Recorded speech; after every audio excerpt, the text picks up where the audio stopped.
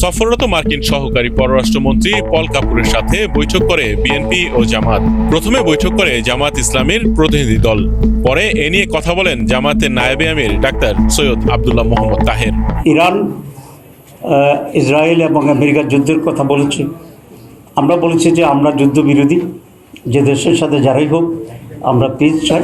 বাংলাদেশ তোমাদের কাছ থেকে অনেক কটন আমদানি করে, তারপরে সয়াবিন আমদানি করে। তো আমরা যদি হিউজ ইম্পোর্টার, আমরা তোমাদেরকে রিকোয়েস্ট করব যে চুক্তির চেয়েও আরও কম ট্যারিফে তোমরা বাংলাদেশ থেকে গুডস বাংলাদেশ থেকে পাঠাবা। পরে পল কাপুরের সঙ্গে বৈঠকে বসে বিএনপির প্রতিনিধি দল।